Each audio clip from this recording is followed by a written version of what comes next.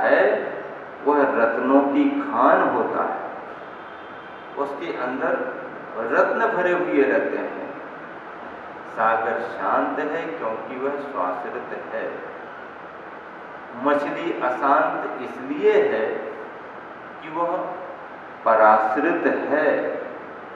इसका मतलब ये कि अपना जीवन यदि स्वाश्रित है तो शांति का अनुभव कर सकेंगे, और यदि हम पराश्रित हैं, परावलंबी हैं, पर के अधीन हैं, साधनों के अधीन हैं, तो हम कभी सुखी और शांत नहीं हो सकते।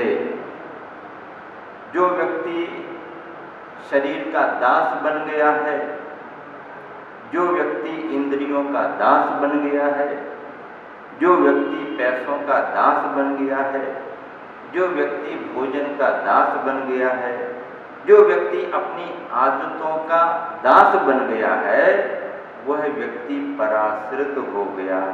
और वह पराश्रित व्यक्ति कभी स्वतंत्रता का, शांति का अनुभव नहीं कर सकेगा। इसलिए स्वतंत्रता का, शांति का अनुभव करने के लिए हम सभी को स्वाश्रित होना बहुत जरूरी है। जो व्यक्ति स्वाश्रित है, गांधी जी ने स्वाश्रित होने का संदेश दिया। संत जन स्वाश्रित होने का संदेश देते हैं। अभी अभी भारत के प्रधानमंत्री ने आत्मनिर्भर बनने का संदेश दिया। आत्मनिर्भर क्या है? हम अपना काम स्वयं करें। छोटे छोटे काम के कारण हम पराश्रित होते हैं। आज व्यक्ति ने अपनी दिनचर्या ऐसी बना ली कि पैदल चलना ही नहीं होता उससे। यदि 200 मीटर भी उसको चलना होगा तो खड़ा होकर प्रतीक्षा करेगा कि कोई गाड़ी वाहन मिल जाए।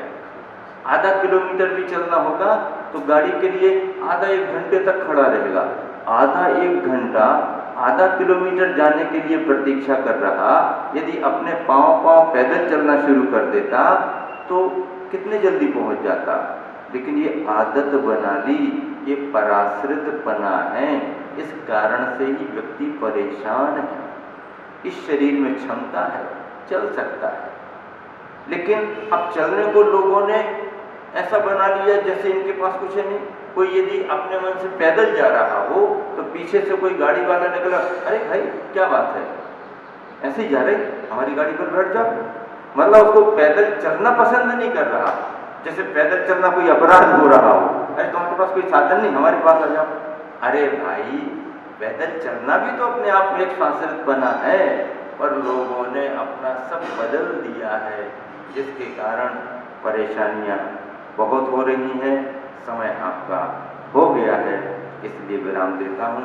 महावीर भगवान की एक हाइकू लिखा है।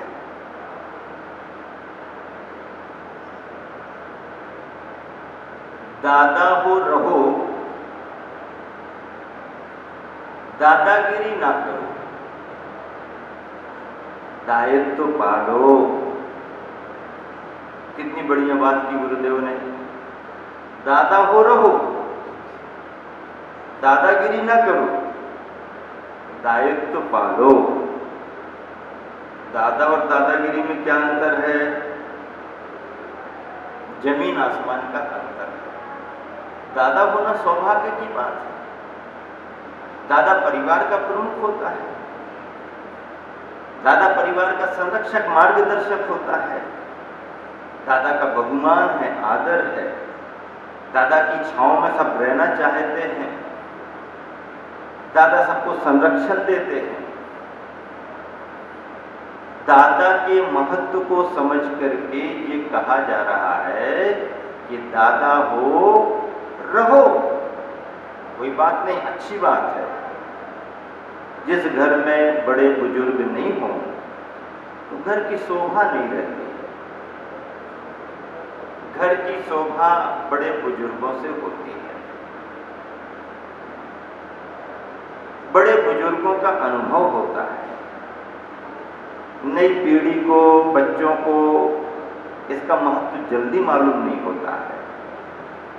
और कई बार तो ऐसा लगता है कि जब तक वो रहते हैं तब तक उनका महत्व मालूम नहीं होता है, और जब वह चले जाते हैं तब ख्याल में आता है, और जब तक थे हम निश्चिंत थे,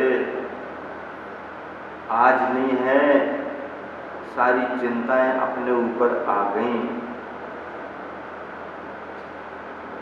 बाद में मालूम चलता है, जब अभाव होता है तो व्यक्ति को उसके सद्भाव का महत्व मालूम होता है। तुम्हारे मुख में जब तक दांत हैं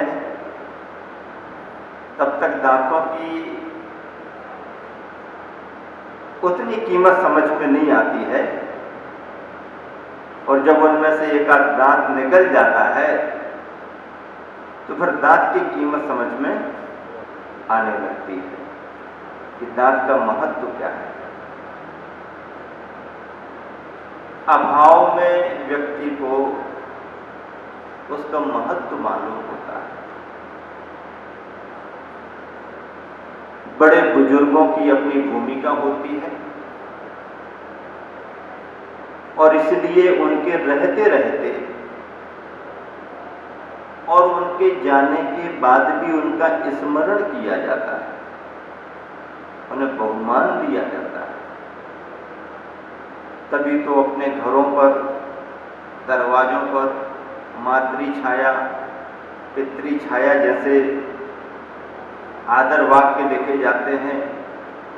भारतीय संस्कृति है, बुजुर्गों को सम्मान देने की संस्कृति है। जिन घरों में बुजुर्गों का सम्मान नहीं होता है वो घर शमशान जैसा हो जाता है। आज स्थितियां विषम होती जा रही हैं, और नई पीढ़ी बुजुर्गों का महत्व न समझने के कारण कई बार उन्हें बाहर जाने के लिए मजबूर कर रही है, और जीवन के आखिरी वर्षों को वो बुजुर्ग एक एक दिन गिन गिन करके निकालते हैं। कई बार अनाथालयों में चले जाते हैं, कई बार ऐसी संस्थाओं की शरण में चले जाते हैं जहां बुजुर्गों के खान पान का रख रखाव का ध्यान रखा जाता है। ऐसी पीढ़ियों के लिए, ऐसे सदस्यों के लिए ये दुर्भाग्य की बात है। माता पिता बूढ़े हो जाएं तो हो जाएं, लेकिन उनकी छाया परिवार पर बनी रहे, ये प्रत्येक घर परिवार में भावना होनी चाहिए। और फिर कभी कभी ऐसा भी देखने में आता है, बुजुर्गों का जो समय शांति से अपनी दिनचर्या करके आराम से समय बिताने का होता है, उस अवस्था में जाकर के भी वो बुजुर्ग कई बार अपनी आदतों के कारण परिवार के सदस्यों से तालमेल भी नहीं बना पाते हैं। सोच भी अलग अलग रहते हैं, पीढ़ी का फर्क होता है, और तालमेल ना बना पाने के कारण कई बार बुजुर्गों को परेशानियों का सामना करना पड़ता है। और युवा पीढ़ी यदि चाहे भी कि हम बुजुर्गों को यथोचित सम्मान दे करके रखें, तो है भी अपने कर्तव्य का पालन नहीं कर पाती है। बुजुर्गों की भी कुछ कमियां हो जाती हैं, और बहुतायत कमियां तो नई पीढ़ी की हैं, क्योंकि नई पीढ़ी इन सब में ढलना नहीं चाहती है। बुजुर्ग फिर भी ढल सकता है, लेकिन नई पीढ़ियां इन सब में ढलने के लिए तैयार नहीं दिख रही हैं, और यह एक विसंगति बनी हुई है। गुरुदेव ने यदि कुछ लिखा है तो उनके मानस में भी ये सब घूम रहा होगा, और उसी के कारण ये लिखा गया, दादा हो रहो, दादा हो रहो, दादागिरी ना करो। अब कोई बुजुर्ग ऐसा होगा जो दादा बन गया है लेकिन दायित्व का पालन नहीं कर रहा और ऊपर से दादागिरी और कर रहा, ऐसे दादाओं को संबोधित किया गया है। हालांकि ऐसी स्थितियां कम बनती हैं, युवा पीढ़ी के सामने बुजुर्ग दादागिरी करें ये तो संभावनाएं कम है, लेकिन फिर भी संभावना बन सकती है। और यदि कोई इस उम्र में जाकर के दादा की उम्र में आकर के अपने दायित्व को ना निभाए, अपने कर्तव्य का पालन ना करे, कर्तव्य से विमुख हो, तो फिर उसे कहा जा सकता है कि दादा हो, दायित्व पालो। दायित्व पालो बहुत अच्छी बात है, दायित्व नहीं पाल रहा और ऊपर से दादागिरी और कर रहा। हमारे गुरुवर आचार्य श्री बीच बीच में कक्षाओं में प्रवचनों में सुनाते थे, अभी भी सुनाते हैं। क्या बताएं, कुछ लोग ऐसे होते हैं जो जानते भी नहीं और बताओ समझाओ तो मानते भी नहीं। क्या कुछ लोग ऐसे होते हैं जो जानते नहीं और यदि कुछ बताओ समझाओ तो मानते भी नहीं और ऊपर से तानते और हैं। अब बताओ, जानते भी नहीं, मानते भी नहीं और कुछ कहा जाए तो तानते और हैं। तानते हैं मतलब आंखें और दिखाते हैं। ये आंखें दिखाने का मतलब क्या है? आंखें दिखाना बुरा होता है क्या? नहीं, आंखें देखने में भी अच्छी लगती हैं, दिखाने में भी अच्छी लगती हैं, लेकिन आंखें यदि चला करके दिखाई जाए तो अभिप्राय अलग निकलता है। सामने वाले कहता है, क्या बात है, आंखें क्यों दिखा रहे हो तुम, जरा सीमा में रहो, मर्यादा में रहो। आंखें दिखाते हो तुम मुझको, मैं देखता हूं अभी। आंखें दिखाने का मतलब ही है कि उसे दबाना चाह रहा है, उस पर क्रोध करना चाह रहा है। आंखें मत दिखाओ, देखो, सभी को देखो आराम से, लेकिन आंखें मत दिखाओ। दादा हो रहो, दादागिरी ना करो, दायित्व पालो। कितने गजब के शब्द मिलाए हैं गुरुदेव ने, दादा और दादागिरी, दादा और दादागिरी। एक जगह मैंने भी अपनी सभा में इस बात को रखा था। उम्र दराज एक नेताजी थे, उनका नाम था, उनका प्रभाव था, समाज उनको आदर देती थी, सम्मान देती थी। दक्षिण भारत की बात है, महाराष्ट्र की बात है, पर वो कुछ लोगों के बहकावे में आ गए और चापलूस लोग कुछ ऐसे होते ही हैं कि जिनके हाथ में बागडोर होती है, उनको घुमा फिरा करके अपनी मीठी मीठी बातों में फंसा करके और अपनी मनमानी कराने लगते हैं।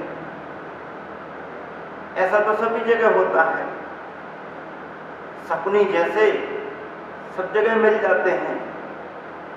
अरे भांजे, चिंता क्यों करता है, मेरे रहते तेरे को चिंता करने की जरूरत क्या है। अब लो, तो दूसरा सोचना भी चाहे तो सोच नहीं सकता। मतलब गलत सलाह देने वाले दो चार जन यदि मिल जाएं तो नेतृत्व का बंटा ढार कर देते हैं और ऐसी स्थितियां बना देते हैं कि उनका जनाधार खोने लगता है। हम लोगों से पाला पड़ गया। नेता आदमी तो नेता आदमी होता है, 4 लोगों ने सलाह दे दी, उसे लगता है बहुत बढ़िया काम हो जाएगा, लेकिन पब्लिक का जनाधार भी मायना रखता है। सभा में उपस्थित हुए, उन्होंने अपनी बात रखी,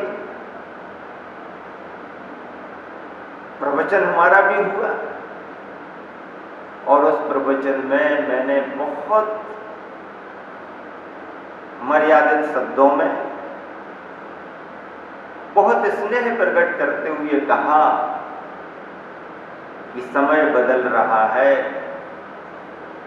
सोच बदल रहे हैं, नई पीढ़ी नए सिरे से आगे बढ़ना चाहती है और नई पीढ़ी को आगे बढ़ने के लिए अवसर दिए जाने चाहिए।